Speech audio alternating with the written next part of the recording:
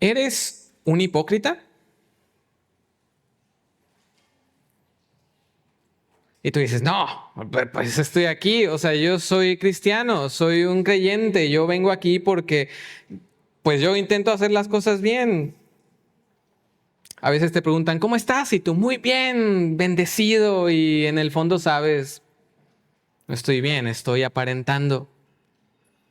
Entre semana, incluso puede ser que esta mañana tuviste una vida matrimonial que no se ve muy cristiana, pero aquí parecen el matrimonio del año. Parece que no tienen problemas y todo va bien. Quizás has caído reiteradamente en los mismos pecados una y otra vez y esto se ha prolongado. Y cuando alguien cercano te pregunta al respecto, tú mientes. Le dices, ahí la llevo. Cuando ahí la llevo significa voy muy, muy mal. Pero estás aparentando. Te encanta servir en la iglesia cuando otros te ven. Pero en secreto, incluso en tu hogar, en tu familia, no eres muy servicial. Quizás eres como los niños que crecen en la iglesia, ¿verdad? Tú te sabes las respuestas correctas. Si algo te preguntan sobre cómo estás, sobre qué crees sobre algo, pues tú sabes que más o menos la respuesta más o menos va con Cristo y ya le atinaste y van a pensar que todo está bien. Pero en la vida cotidiana quizás Cristo realmente no es parte de tu vida. ¿Eres un hipócrita? Estoy seguro que el grupo de personas que vamos a ver en el pasaje de hoy respondería, no, yo no soy hipócrita. Yo amo a Dios, yo soy genuino, pues soy de los que más aman a Dios.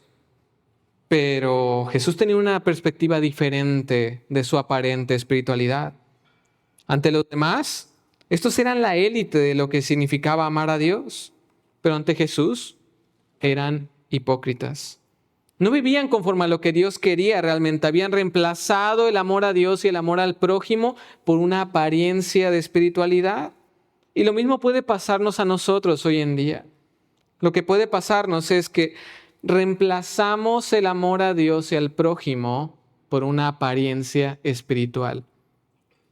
Pensamos que de eso se trata la vida cristiana. No ponemos en práctica nuestra fe, sino que encontramos un atajo. Sabemos que tenemos que vivir en santidad, que tenemos que ser buenos cristianos. Y muchas veces la apariencia, el guardar esa imagen de buen cristiano es el camino más sencillo. Y reemplazamos el amor a Dios y el amor al prójimo por una simple apariencia espiritual. Hoy vamos a examinar justo la pregunta con la que inicié este sermón, es si eres o no un hipócrita. Si tu cristianismo es genuino o tan solo es una fachada. Y no de una manera aquí como intentando adivinar conforme a nuestras opiniones, sino ¿qué pensaría Jesús de la manera en que vives? ¿Jesús te diría a ti que eres un hipócrita? ¿O diría que realmente tu cristianismo es genuino? El pasaje que vamos a estudiar hoy es Lucas 11, versículos 37 hasta el final del capítulo, versículo 54. Te invito a tenerlo ahí en tu Biblia abierto, pues vamos a estar yendo ahí a lo largo del sermón. Lucas 11, versículo 37 en adelante. Aquí vamos a ver cómo es un hipócrita. Y con ello podremos saber si lo que Dios piensa de ti es que eres un hipócrita. Así que, ¿cómo es un hipócrita según este pasaje? Vamos a encontrar dos respuestas. La primera de ellas es que el hipócrita aparenta vivir en justicia. El hipócrita aparenta vivir en justicia. Esto lo vemos en versículos 37 al 44. El pasaje de hoy empieza donde terminó el anterior. Quizás recuerdas que Jesús estaba enseñando entre multitudes, eso lo vemos en versículo 29, y al culminar una de estas enseñanzas, alguien se acerca a él. Mira el versículo 37, dice, luego que hubo hablado ante las multitudes, le rogó un fariseo que comiese con él, y entrando Jesús en la casa, se sentó a la mesa. Ese es el contexto del pasaje de hoy. Por la introducción es probable que ya sepas hacia dónde va esto, ¿verdad? Aunque todavía no hay alguna pista de que este fariseo sea un hipócrita, muy pronto nos va a revelar quién es en realidad. Mira el versículo 38. El fariseo, cuando lo vio, es decir, a Jesús, se extrañó de que no se hubiese lavado antes de comer. ¿Por qué reacciona así el fariseo? ¿Es que él era muy limpio, muy higiénico? Es poco probable. De hecho, Marcos 7 nos da una pista porque narra una situación similar donde podemos intuir lo que el fariseo pensaba. En Marcos 7 encontramos que los primeros versículos dicen: se juntaron a Jesús los fariseos y algunos de los escribas que habían venido de Jerusalén, los cuales, viendo a algunos de los discípulos comer pan con manos inmundas, esto es, no lavadas, los condenaban, porque los fariseos y todos los judíos, aferrándose a la tradición de los ancianos, si muchas veces no se lavaban las manos, no comen. Entonces, la ley de Moisés, si tú buscas en el Antiguo Testamento, nunca exige que haya una especie de lavamiento antes de una comida normal. Tal como lo menciona Marcos, los escribas y fariseos hacían esto por tradición de los ancianos, es decir, para guardar sus tradiciones. Por decirlo así, las tradiciones de los fariseos eran como aplicaciones prácticas de la ley. Algunas eran algo excesivas, pero lo que estaban intentando hacer era como poner una barrera para que ni de chiste tú desobedecieras la ley. Y eso hacía que extendieran algunas leyes a un punto donde la ley realmente no lo exigía. Es decir, leyes de pureza, de limpieza, que usualmente eran para el templo, lo extendían incluso a la vida cotidiana como la comida normal. Y lo peor de todo es que exigían que todos se sometieran a estas aplicaciones prácticas, a estas tradiciones. Y si las personas obedecían la ley, pero no sus tradiciones, los veían con desprecio. Los veían como que tú no eres tan santo como yo, tú no eres tan justo como yo. Y eso es lo que está pasando aquí. Este fariseo ve a Jesús y probablemente ve que no incumple la ley de Moisés, pero incumple la tradición de los fariseos y le extraña. Dice, yo pensaba que este era diferente, quizás que iba a ser alguien que sí guardara la ley. Así que el hipócrita aparenta vivir en justicia, pero es una justicia subjetiva. Es lo primero que vemos sobre cómo se desarrolla este hipócrita en la vida cotidiana. El hipócrita aparenta vivir en justicia, pero es una justicia subjetiva. Entonces, la justicia aparente del fariseo no era una obediencia sujeta a la ley de Dios. La ley de Dios era algo objetivo, algo que nadie podía decir, pues yo creo que no matarás, es como opcional. No, ahí está, no hay opción para matar.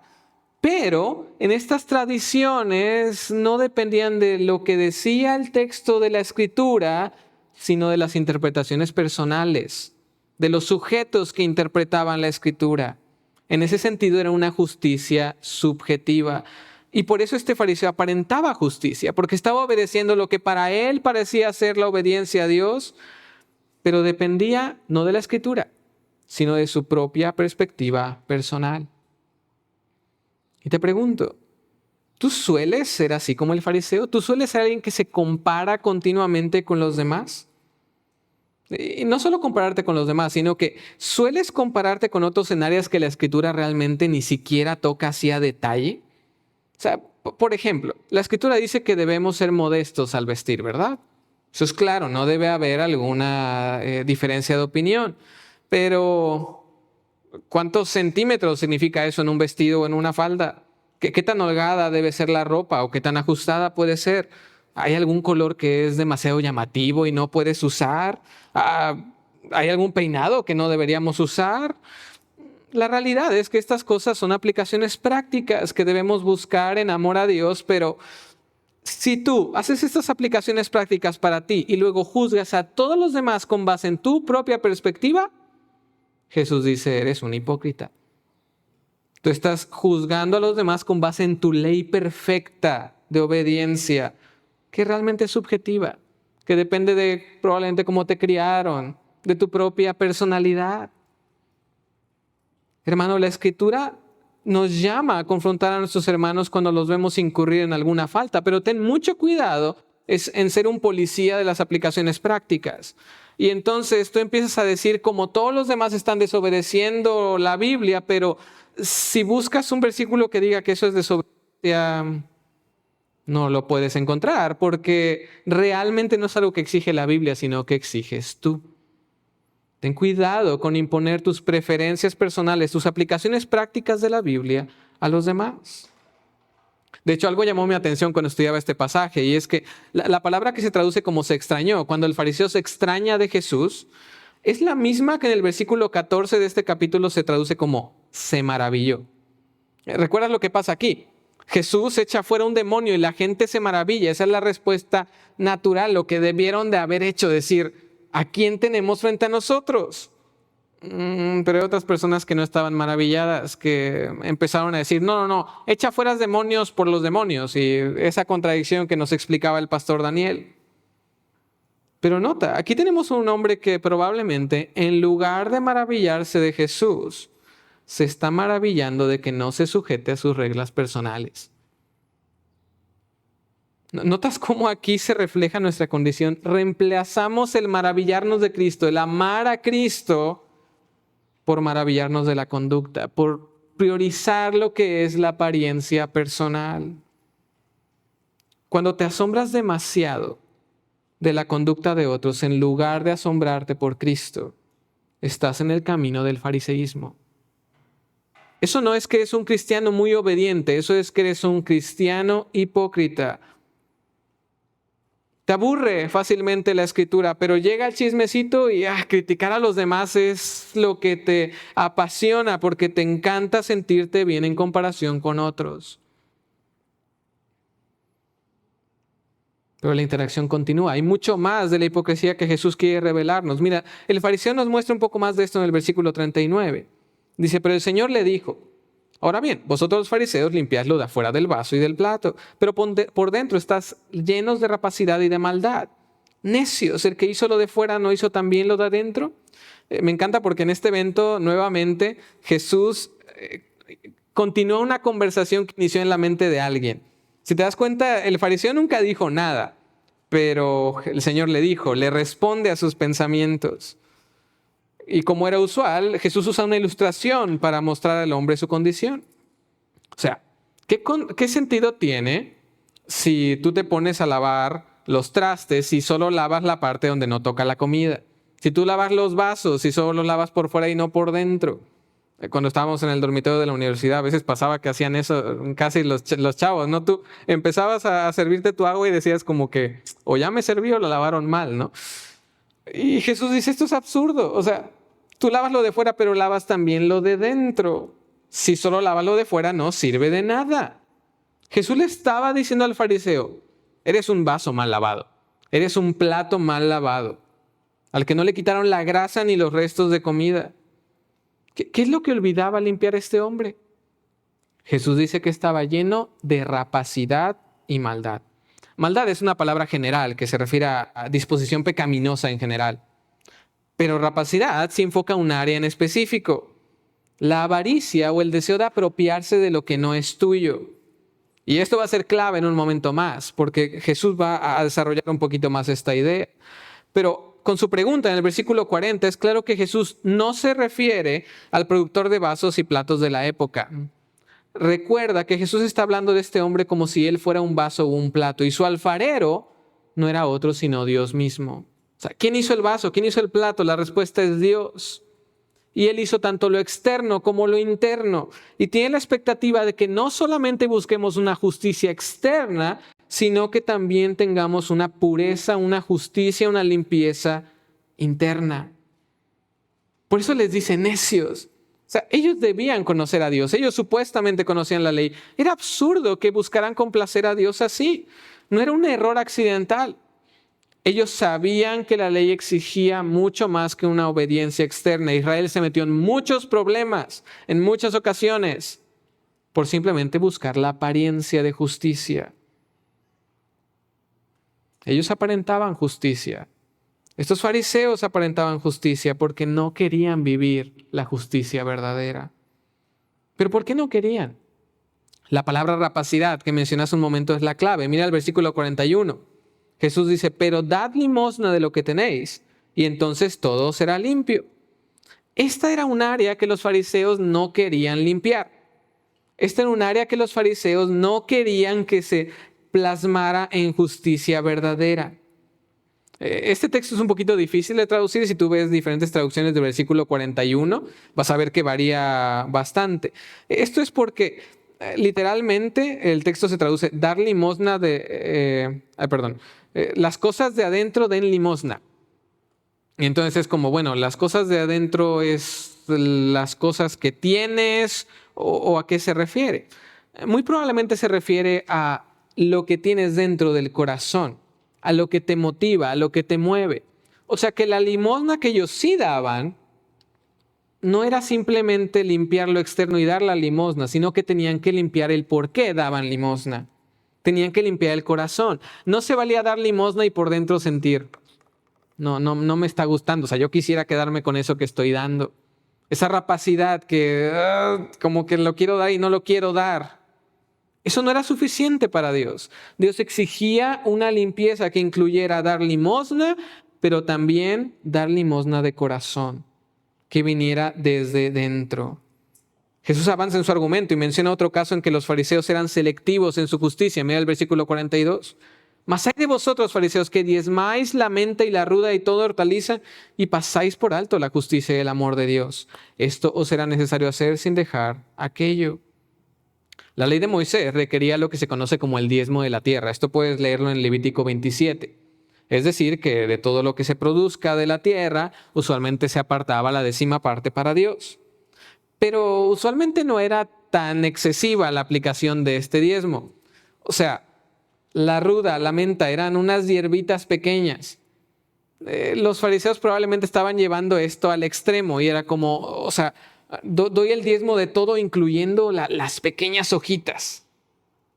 Es como que compras, no sé, ¿cómo se llaman estas hojitas del laurel, por ejemplo? Y entonces separas las hojitas tengo 98 y empiezas a separarlas de Dios, ¿no? O sea, eran así de excesivos con su obediencia.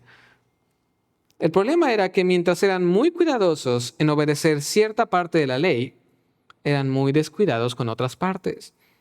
Es probable que pasar por alto la justicia y el amor de Dios sea una cita de Miqueas 6 que estudiamos hace tiempo en los grupos pequeños. Quizás recuerdas este pasaje. ¿Con qué me presentaré ante Jehová y adoraré al Dios Altísimo? ¿Me presentaré ante Él con holocaustos, con becerros de un año?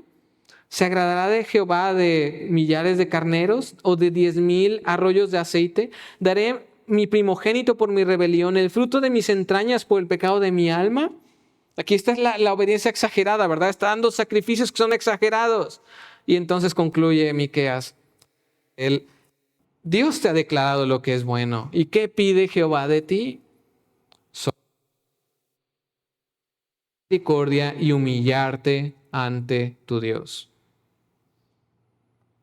La obediencia era algo que Dios pedía, sí, pero no debían ser selectivos en su obediencia. Voy a diezmar muy bien, pero cuando se trata de vivir en justicia, de ser misericordioso con otros, de humillarme ante Dios, ahí los fariseos como que tenían amnesia de lo que la ley decía. No hay cantidad de sacrificios que pudieran ser suficientes ante Dios como para que ignorara que no estaban viviendo en justicia, misericordia y humildad. Y hermano, tampoco había suficientes hierbas que pudieran diezmar como para que Dios ignorara que no estaban viviendo en justicia con su prójimo y en amor para con Dios por encima de todas las cosas. Aquí podemos ver que el hipócrita aparenta vivir en justicia y no solo es subjetiva, sino que también es selectiva. Por eso es mera apariencia. No es realmente justo, sino que en algunas cosas obedece muy exhaustivamente, pero en otras las ignora, no las elige. Es interesante que Jesús no condena esta clase de diezmo que estaban dando los fariseos. Dice, está bien, si esa es tu aplicación práctica, hazla. Si eso viene de un amor a Dios, está bien. Dice, esto os era necesario hacer sin dejar aquello. Está bien que quieras obedecer a Dios de manera muy cotidiana, pero no seas selectivo, dice Jesús. Debes cumplir con el diezmo, pero debes cumplir con la justicia y debes cumplir con el amor a Dios. El amor a Dios y al prójimo en todas las áreas de la vida. Entonces te pregunto, ¿qué áreas de tu vida te hacen sentir justo? ¿Qué es lo que tú obedeces de manera tan minuciosa que cuando te comparas con los demás dices, soy un buen cristiano, ellos no?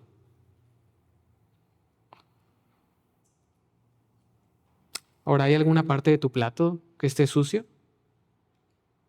Hay algo que esa parte de la obediencia no me gusta tanto, entonces voy a obedecer muy bien por acá y a ver si Dios me pasa estas por alto. ¿Tu obediencia proviene de un corazón que ama a Dios?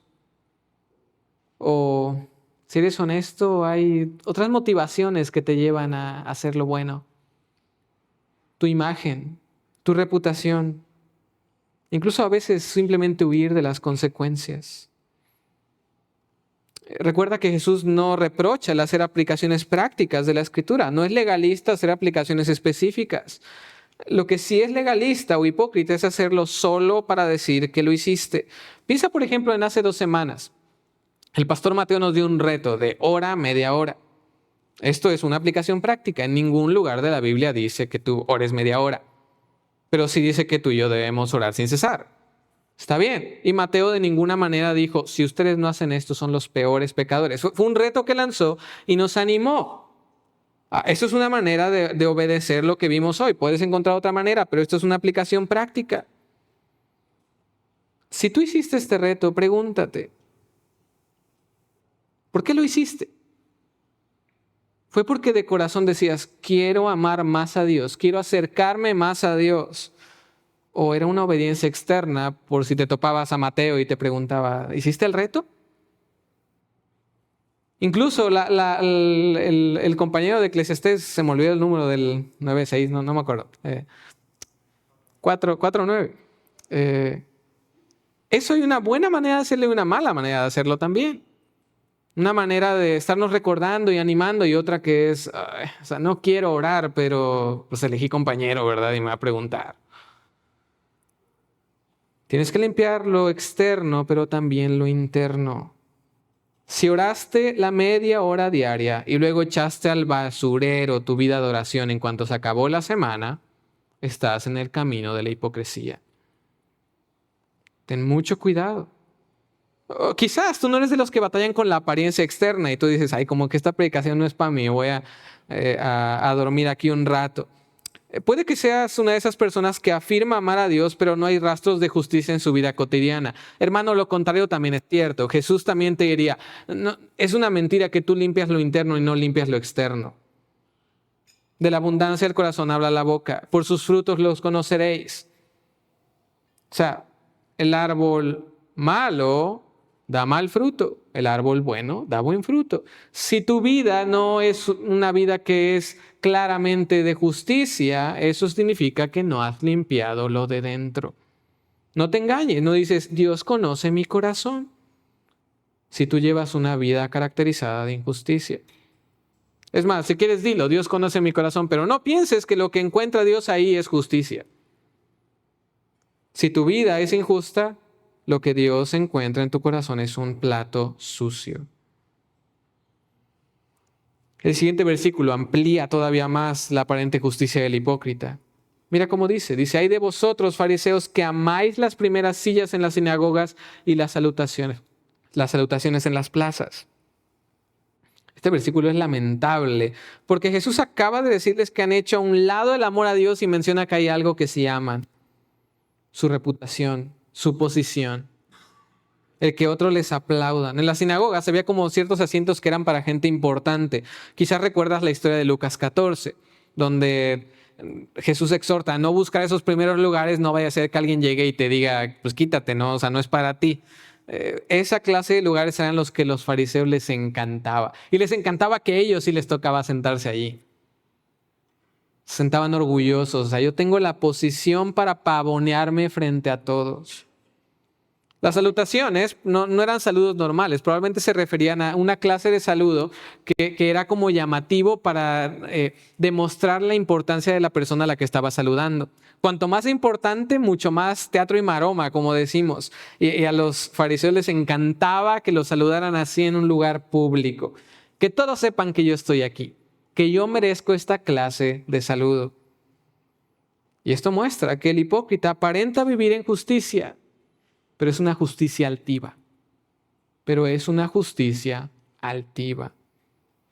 Quiero ser justo para que me aplaudan. Quiero ser justo para que me admiren.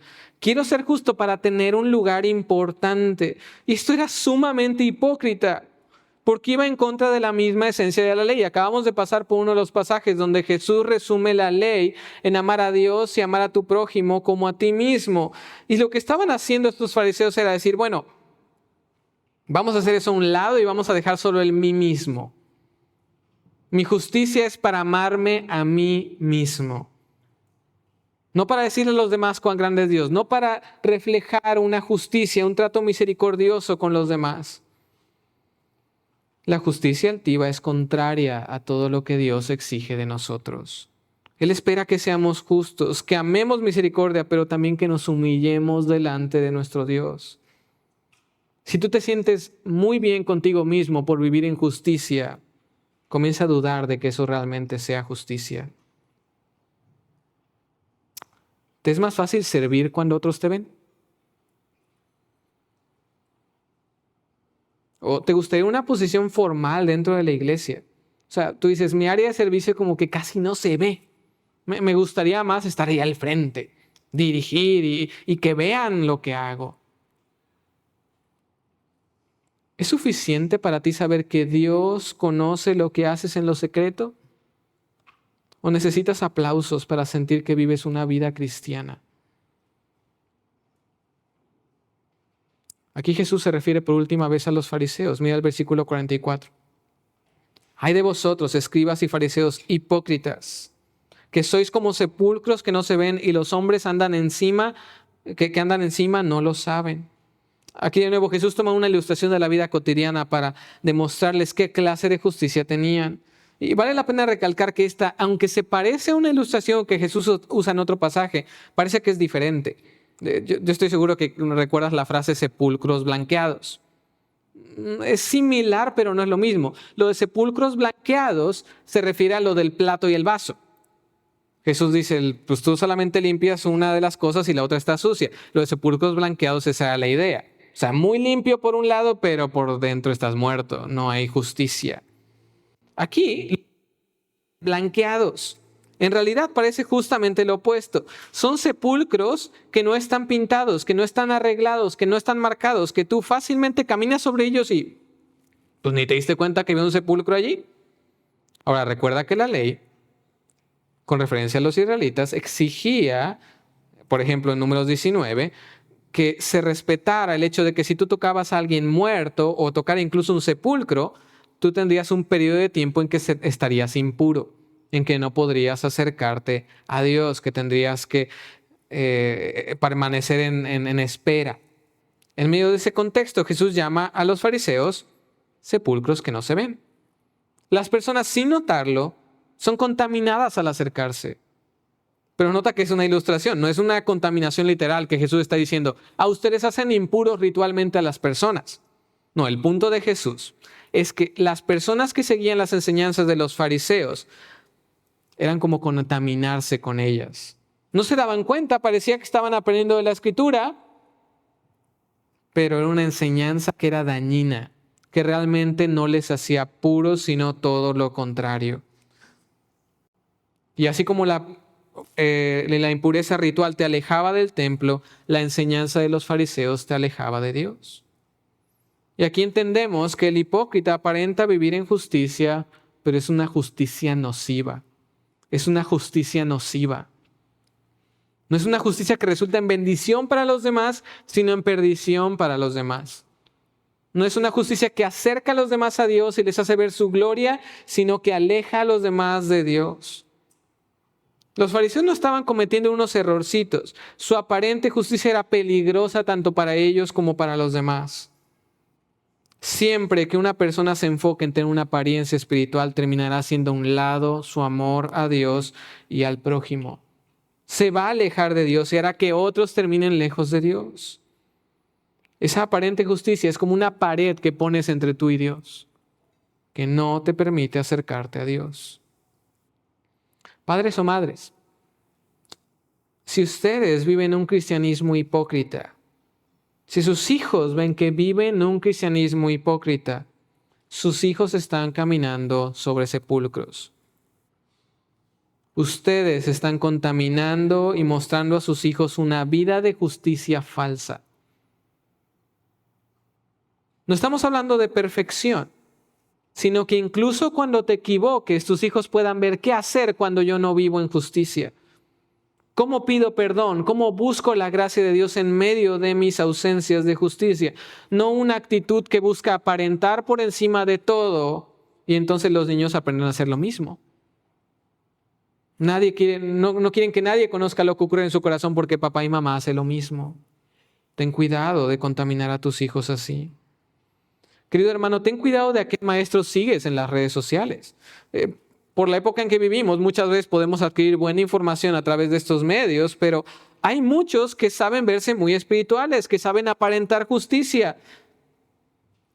Pero si indagaras un poquito en su vida cotidiana, dirías, esta gente no tiene nada que enseñarme.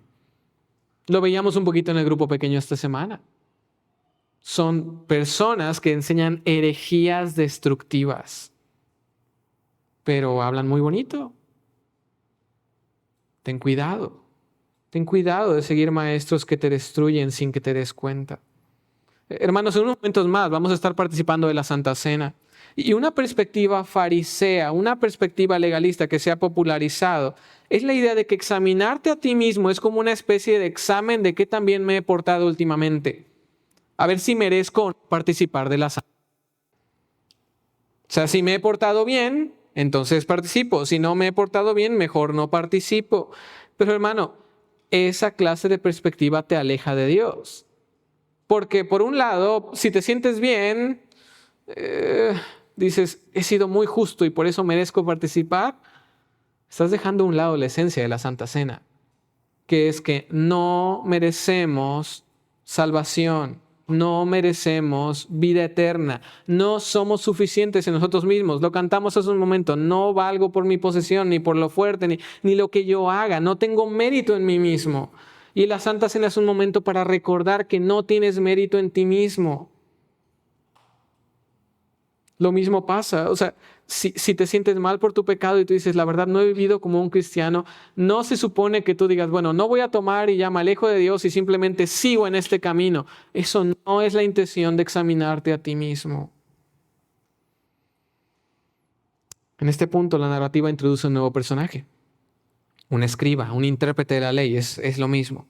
Recuerda que muchas comidas del primer siglo no eran como, pues, o sea, si vas a tu casa, ¿verdad? Y cierras la puerta y pues ya nomás comen los que están dentro de la casa. Muchas veces era como un lugar semiabierto, donde pues las personas podían acercarse y escuchar la conversación, no necesariamente comer todos, ¿verdad? Pero por lo menos estar ahí alrededor. No queda claro si este escriba estaba sentado o simplemente estaba escuchando. Pero es casi como un chiste lo que dice en versículo 45. Mira lo que dice. Respondiendo uno de los intérpretes de la ley, le dijo, Maestro, cuando dices esto también nos afrentas a nosotros. La palabra afrentas se puede traducir también como tratar con insolencia. Es casi como si este intérprete de la ley, este escriba, le dijera a Jesús, creo que me debes una disculpa. Es como el chiste típico de la familia mexicana, ¿no? Donde la mamá o el papá están regañando a uno de sus hijos, ¿verdad? Y los demás están así como que no se mueven y se mueven tantito y rechina y el regaño de repente se centra en ese hijo ahora, ¿no? Jesús no está fuera de sí mismo regañando, pero es absurdo cómo este escriba piensa que puede decirle esto a Jesús y que Jesús va a decir, ay, ¿sabes qué? Sí, perdóname. No debí de haber dicho esto. Realmente lo que pasa es que ahora la dirección se va hacia este escriba y ahora Jesús empieza con él. Este escriba nos va a ayudar a ampliar un poquito por qué es o cómo es que se ve un hipócrita. Así que en primer lugar hemos visto que un hipócrita aparenta vivir en justicia. En segundo lugar, aquí vamos a ver que el hipócrita aparenta valorar la Escritura. El hipócrita aparenta valorar la Escritura. Recuerda que los escribas eran personas que se dedicaban a copiar la Biblia o la Escritura en aquel tiempo. Mientras la estudiaban, la interpretaban. O sea, estos eran los cerebritos. Si de por sí los fariseos sabían mucho, pues estos eran los que se dedicaban de lleno a la ley. Supuestamente ellos debían valorar la Escritura en su vida cotidiana, pero mira el versículo 46. Jesús le dijo: ay de vosotros también, intérpretes de la ley, porque cargáis a los hombres con cargas que no pueden llevar, pero vosotros ni aun con un dedo las tocáis. Los escribas cargaban o exigían a los hombres vivir con ciertos estándares de justicia inalcanzables. Eran expertos en hacer la clase de aplicación práctica de la menta, de la ruda o de lavarte antes de comer.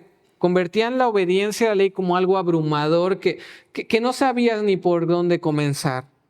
Exigían sumisión al pie de la letra, pero Jesús dice eran unos hipócritas. ¿Por qué? Porque cargaban a los demás, exigían que los demás hicieran eso, pero ellos ni siquiera querían tocarlo con un dedo. Aquí vale la pena recordar que Lucas es un médico y la palabra que usa de tocar con un dedo ni siquiera es como que un dedo haciendo fuerza. Es la terminología que usarías para tomar el pulso de alguien. Y Lucas dice, ni siquiera esto se esfuerzan en obedecer lo que ellos piden de los demás. Es un simple contacto y ni siquiera estaban dispuestos a hacer eso. Con seguridad, la manera en que estas personas enseñaban la Escritura debía aparentar como que amaban la Biblia, como que la valoraban, era vigoroso, era sin doblez, con firmeza.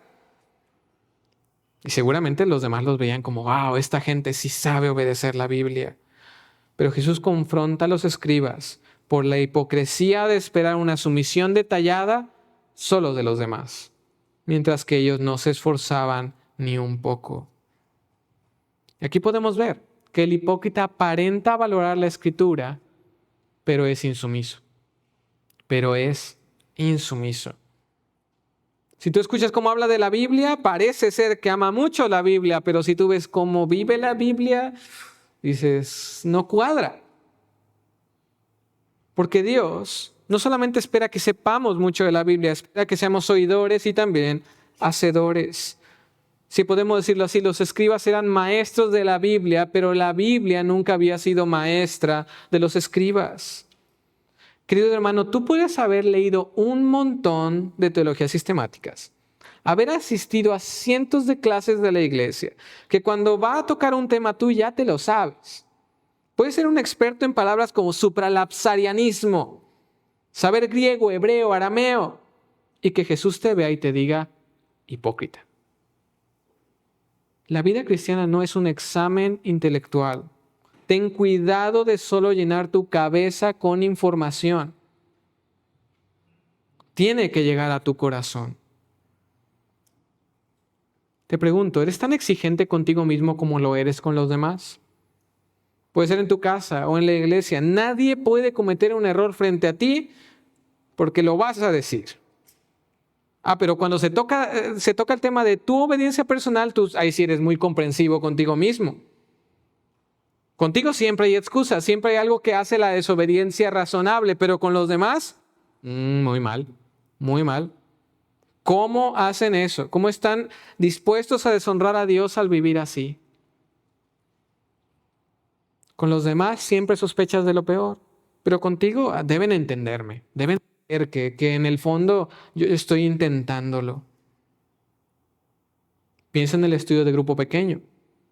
Si eres la persona que se siente satisfecha, orgullosa de llegar al grupo solamente con la sección de observación e interpretación, te graduaste como escriba.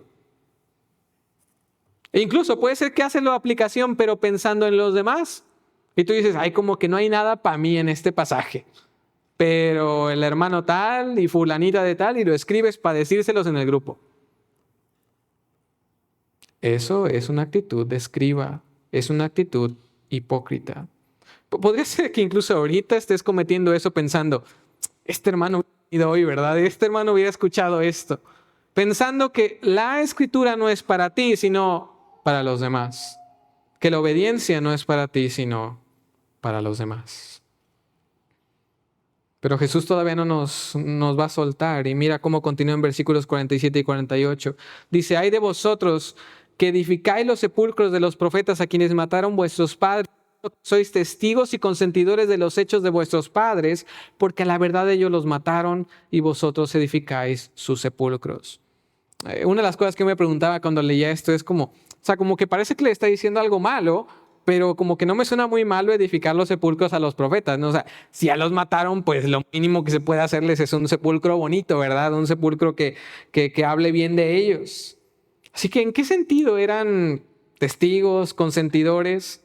La clave está entender esto. El hecho de que edifiquen sus sepulcros significa que saben quiénes son, que conocen su historia. Y ellos saben que fallecieron porque el pueblo no quiso escucharlos. Y no edifican estos sepulcros como una especie de arrepentimiento, como no debimos de haberlos matado, sino como un poco más de apariencia de piedad, un poco más de apariencia de que mira cómo yo valoro la Escritura porque les hago homenaje a estos profetas.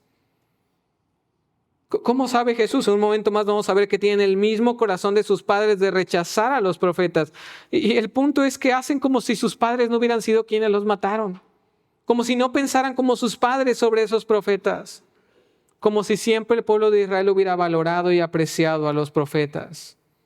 Pero mira versículo 49, dice, por eso la sabiduría de Dios también dijo, les enviaré profetas y apóstoles, y de ellos a unos matarán y a otros perseguirán. Esto, aunque pareciera una cita del Antiguo Testamento, en realidad parece una nueva profecía de la boca de Jesucristo. Él es la sabiduría que trae esta predicción, esta profecía. ¿Por qué? Porque habla de profetas y apóstoles. O sea que Jesús les dice, ustedes son como ellos y los van a demostrar con los que les van a tocar a ustedes. Quizás ustedes no mataron a los de antaño, pero ustedes van a matar a los que se les enviarán, a los que se les enviaron a ustedes. ¿Pero por qué? ¿No los escribas se supone que amaban la ley, que valoraban la Escritura? Pero odiaban ser confrontados. Aborrecían que alguien les pudiera decir, tú estás haciendo esto mal, te estás equivocando aquí, estando dispuestos a hacer lo que sea para callarlos, incluso llevarlos hasta la muerte. Mira el resultado de esto en versículos 50 y 51. Dice, para que se demande de esta generación la sangre de todos los profetas que se ha derramado desde la fundación del mundo, desde la sangre de Abel hasta la sangre de Zacarías que murió entre el altar y el templo. Sí, os digo que será demandada de esta generación. ¿Por qué se mencionan a Abel y a Zacarías? Como que si tú piensas en personajes importantes del Antiguo Testamento, como que, ¿estos qué? ¿No? Que yo nunca vi esto en las clases de escuela dominical de niños, ¿no? ¿Ellos quiénes son? Bueno, lo que Jesús está haciendo no es tanto realzar estas dos figuras, sino enmarcar un periodo de tiempo. Abel, el inicio de la historia, el primer mártir, y después cierra la historia al final de Segunda de Crónicas con Zacarías. Y tú dices, ¿pero por qué en Segunda de Crónicas? ¿Por qué no pues Malaquías? ¿No? Ese es el final del Antiguo Testamento. Bueno, para el tiempo de Jesús, el orden del Antiguo Testamento era diferente y Segunda de Crónicas era lo que quedaba al final del Antiguo Testamento. Entonces Jesús está diciendo, ustedes son tan culpables como sus padres que mataron a todos estos mártires, desde Abel hasta Zacarías. Todos los del Antiguo Testamento los rechazaron, los mataron y está haciéndolos culpables de eso. Les está haciendo demanda, es lo que dice el texto. Esto es una palabra que se refiere a condenar, que evidentemente tiene un aspecto de que iban a tener que dar cuentas al respecto. Algunos piensan que esto tiene que ver con la destrucción de Jerusalén en el 70 después de Cristo, pero pareciera que va mucho más allá. Estas personas, en lugar de reconocer el error de sus padres, de su ascendencia, de asesinar a los profetas del Señor, están dispuestos a seguir los mismos pasos que ellos. No les gusta ser confrontados y están dispuestos a hacer lo que sea para callar a quien sea que los confronte. Entonces no es solo que el hipócrita aparenta valorar la Escritura pero es insumiso, sino que también aparenta valorar la Escritura, pero es incorregible. Esto incluso ya lo veíamos desde el inicio, ¿verdad? Esta ni era su conversación del escriba, pero se sintió así como que le cayó una piedra y dijo, hey, no, a mí no me tires piedras. Y le empezaron a llover más piedras. Se siente atacado, siente que le han faltado al respeto simplemente por sugerir que hace algo mal. Y entra a defenderse, se pone a la defensiva. Pero Jesús nos muestra que tú no puedes valorar la Escritura si odias la corrección. Es contradictorio. De hecho, uno de los pasajes más famosos de la Biblia nos habla que es justamente una de las funciones de la Biblia, de la Escritura, corregirnos. Estoy seguro que has escuchado 2 Timoteo 3:16. Toda la Escritura es inspirada por Dios. Es decir, esto aplica a cualquier pasaje de la Biblia. ¿Y para qué es útil? para enseñar, para redarguir, para corregir. Para eso fue diseñada la Escritura. Si tú valoras la Escritura, vas a valorar la corrección. Si tú menosprecias la corrección, menosprecias la Escritura. ¿Eres una persona fácil de corregir?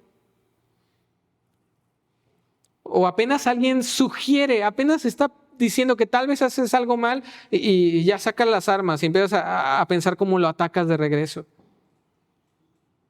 Siempre encuentras la manera de decir que, bueno, es que sí, pero en mi caso es diferente. Piensa en las últimas veces que alguien se ha acercado a confrontarte. Reaccionas pensando, voy a examinar mi corazón, voy a ver si lo que dices es cierto. O eres inflexible y tú nunca haces nada mal. Nadie te puede convencer de que haces algo mal. Además, hace un momento mencioné que vamos a tener la Santa Cena y que no debemos hacerlo con una perspectiva farisea. Tiene un elemento clave sobre lo que significa examinarte a ti mismo al participar. Ya mencioné que no es un examen de mérito, ¿no? Es ¿merezco o no participar? La clave está en reconocer que no mereces participar, que solo mereces tener esa comunión con los demás por la sangre de Cristo. La Santa Cena no es un momento para, vamos a separar a los cristianos obedientes de los desobedientes. Los desobedientes no tomen. No, es una oportunidad para que si tú notas desobediencia en tu vida, tú vengas ante Cristo y le digas, me humillo ante ti. Yo no quiero seguir esta clase de vida. Voy a participar como una muestra de que yo quiero seguirte a ti. Quiero abandonar esto en mi vida que sé que es un vaso sucio. Que es una parte hipócrita de mí. Que es una parte que no te obedece. Yo quiero participar porque sé que no merezco participar, pero la sangre de Cristo es efectiva hoy y siempre.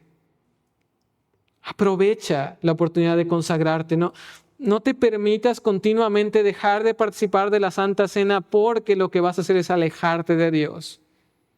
No pienses que ya vuelvo a participar cuando ya me porte bien. No, la Santa Cena se trata de recordar que no eres alguien que se porta bien en tus fuerzas. Necesitas recordar el sacrificio de Cristo para que eso te motive a una vida de limpieza tanto interna como externa. Y Jesús tiene algo más que decir sobre la hipocresía de los escribas. Mira el versículo 52. Ay de vosotros, intérpretes de la ley, porque habéis quitado la llave de la ciencia, vosotros mismos no entrasteis, y a los que entraban se lo impedisteis. ¿A qué se refiere con la llave de la ciencia? Bueno, en Mateo 23:13, Jesús pronuncia prácticamente las mismas palabras, pero aquí afirma, cerráis el reino de los cielos delante de los hombres, pues ni entráis vosotros, ni dejáis entrar a los que están entrando. Así que es probable que por allí va lo de la llave de la ciencia. Se refiere al conocimiento correcto de la Escritura que permite a una persona entrar al reino de Dios, es decir, ser salvo. Los escribas debían tener un conocimiento de la Escritura que les apuntara a que necesitaban al Mesías, a que necesitaban misericordia de Dios para hallar salvación, pero no lo hicieron así. Cerraron la llave. Por el contrario, tenían una vida de apariencias que los dejaba sin posibilidades de ser salvos. Porque estaba allí la justicia de Cristo y ellos estaban diciendo, no, yo quiero mi propia justicia, mi propia apariencia de que soy justo. Y entonces tanto ellos como los que escuchaban sus enseñanzas tenían una pared que no los dejaba entrar al cielo porque la justicia aparente, la justicia hipócrita, no permite a las personas entrar al cielo, al reino de los cielos. Así que el hipócrita aparenta valorar la Escritura, pero es inconverso. Y aquí quisiera aclarar, aquí no estoy diciendo que si hay algún detalle de hipocresía en tu vida, ya de inmediato eres un inconverso. Lo que está diciendo Jesús es que si tu estilo de vida es una justicia hipócrita, eres inconverso. Si tú continuamente, por mucho tiempo, tu cristianismo ha sido simplemente aparentar que soy cristiano, tú no eres cristiano. Este pasaje sí es una advertencia. si tú eres creyente, si tú te consideras creyente, de hecho el siguiente pasaje que vamos a estudiar en el siguiente sermón, sigue esta línea de pensamiento de que tú debes tener mucho cuidado de tener la misma clase de hipocresía. Porque si tú te acostumbras a una vida de hipocresía, es muy probable que tú termines alejándote de Cristo y demuestres que realmente nunca fuiste creyente. Mira el triste final de los versículos 53 y 54. ¿Qué hacen los escribas y fariseos? Diciéndoles él estas cosas, es decir, Jesús a ellos. Los escribas y los fariseos comenzaron a estrecharle, esto es tener rencor, en gran manera, y a provocarle a que hablase de muchas cosas, acechándole, procurando cazar alguna palabra de su boca para acusarle. Aquí nuevamente se enfatiza el punto de que es incorregible. O sea, Jesús les confronta. No es que Jesús era otro hipócrita que yo me quiero sentir bien haciendo sentir mal a los demás. No, Jesús les confronta para que se arrepientan, para que corrijan su perspectiva de la justicia. ¿Y qué hacen ellos? Lo mismo que sus padres, acechándoles una terminología de caza, de cacería.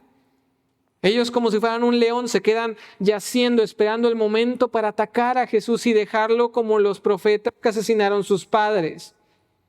Están confirmando lo mismo que Jesús les dijo, que ellos iban a matar a los profetas y apóstoles, incluyendo al profeta con P mayúscula. Puede que hayas notado que, aunque ya pasamos por todo el pasaje, no hice énfasis en una palabra que es muy repetida. Versículo 42, ¡ay de vosotros! 43, ¡ay de vosotros! 44 y 45, ¡ay de vosotros! 46, ¡ay de vosotros! 47, ¡ay de vosotros! 52, ¡ay de vosotros! Esto no es una simple manera de hablar de Jesús. Esto se conoce como los ayes, que es una referencia a la expectativa de juicio contra las personas contra las que van dirigidos. Jesús lo que está diciendo aquí con sus ayes es: si ustedes no cambian su rumbo, serán condenados. Es como decir, pobrecitos de ustedes si continúan esa clase de vida. Si no se arrepienten, van a sufrir condenación. Y esa es básicamente la idea que resume el pasaje. Jesús nos enseña a lo largo de este pasaje que los hipócritas serán condenados. Si la palabra hipócrita describe tu vida, tu estilo de vida, serás condenado. Ten mucho cuidado con que Jesús no diga, ¡ay de ti! Es algo que tienes que tomar en serio. No puedes vivir en hipocresía, porque si vives en hipocresía vas a sufrir condenación. Quizás vas a lograr engañarnos a los demás, pero nunca vas a lograr engañar al Dios Santo. El Dios Santo está viendo cómo aparentas y te dice, ¡ay de ti! Pobrecito de ti, porque llegará el día en que voy a exponer que no eres salvo. Querido amigo, si mucho de lo que hablamos hoy suena a ti, necesitas tomar otro camino. Necesitas abandonar las apariencias y entregarte a Jesús de manera genuina. Decir, yo realmente no merezco entrar al reino de los cielos, pero confío en que Jesús es lo único que necesito para entrar allí. Que Él dio su sangre para que yo pueda con mi injusticia ser lavado y ser justo a los ojos de Dios. Deja tu hipocresía. No importa lo que los demás pensemos de ti, importa lo que el Dios Santo piensa de ti. Y si tú no tienes a Cristo, serás condenado por tu hipocresía. El fariseo se sentía justo porque él tenía reglas tan específicas como el lavarse antes de comer. Pero el cristiano reconoce que jamás sería posible para un pecador ser lo suficientemente justo en sus fuerzas. Así que permíteme recordarte rápidamente el Evangelio a lo largo de este pasaje. Es interesante cómo a lo largo de todo el Evangelio hay una perspectiva en Cristo que es completamente diferente. El llamado del fariseo a vivir en justicia, tanto interna como externa, lo de fuera y lo de dentro del vaso, ¿te imaginas si dependiera de ti? O sea, tú tienes que vivir en amor a Dios y al prójimo perfecto. Que cada momento de tu vida que Dios te examine, Dios vea tu corazón y diga, justicia. No se puede. Pero ¿qué pasa? Cristo, a través de su Espíritu, nos ha ofrecido un nuevo corazón. Si tú confías en Él, o si tú has confiado en Él para salvación, Él ha transformado tu corazón para que, por un lado, tú seas perdonado de tu injusticia, para que seas puesto a los ojos de Dios en la misma justicia de Cristo, y para que ahora puedas tener esa obediencia tanto interna como externa por la motivación correcta que es el amor a Dios. Ya no con una expectativa de que no me condenen, sino como no voy a ser condenado, ya ahora busco esa justicia que agrade a Dios por dentro y por fuera. Al reconocer esto, es absurdo que busquemos una posición como ellos buscaban en las sillas y en las salutaciones. ¿Para qué quieres una posición mejor que ser acepto en el amado?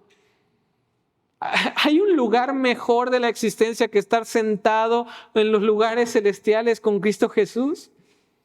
Incluso, ¿mereces alguna posición? ¿Mereces algún reconocimiento? El único que merece reconocimiento es Cristo por su enorme gracia, deteniendo toda la libertad de condenarnos eternamente por quienes somos, ofrecernos sufrir nuestra condena en la cruz. En lugar de ser sepulcros que contaminan a otros, tú puedes ser un reflejo de Cristo en el mundo. Tú y yo somos parte del cuerpo de Cristo. Tu presencia no es nociva, sino que eres un instrumento del reino de Dios. Como creyentes, debemos entender el lugar de la Escritura en nuestras vidas no como una carga pesada e insufrible, sino como Jesús lo dice, invita a acercarse a Él porque su carga es ligera. Primera de Juan nos dice que sus mandamientos no son gravosos.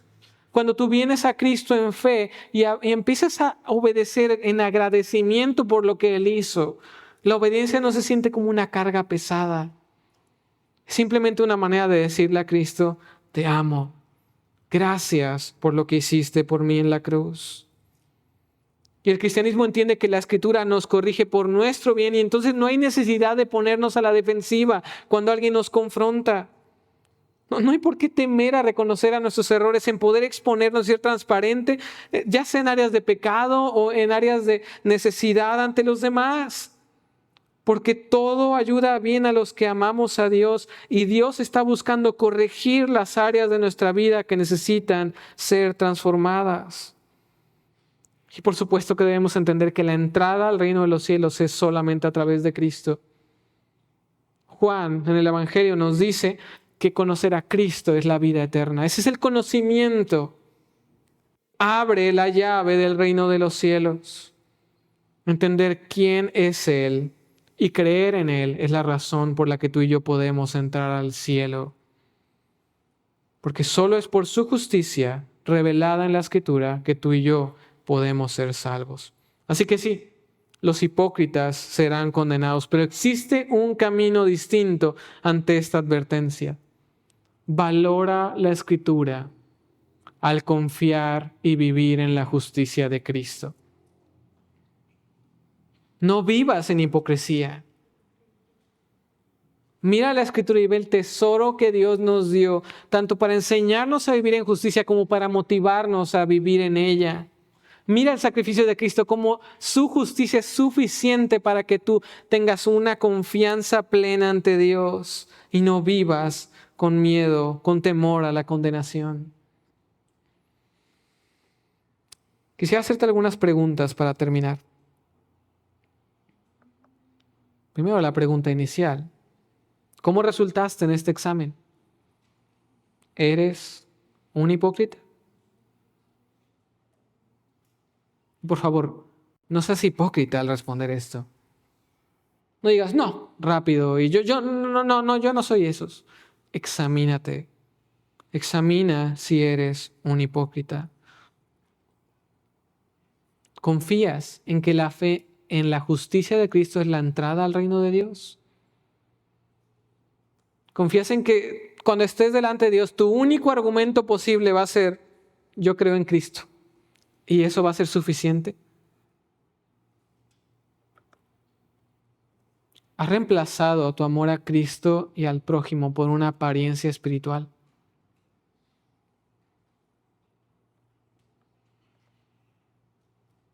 ¿Y eres sumiso a la Escritura? ¿Eres alguien que continuamente corrige lo que exponen ante sus ojos? ¿O tienes una actitud incorregible cuando te confrontan? ¿Es una actitud corregible o incorregible? ¿Cómo eres cuando otros te confrontan? Los hipócritas serán condenados. Valora la Escritura al confiar y vivir en la justicia de Cristo.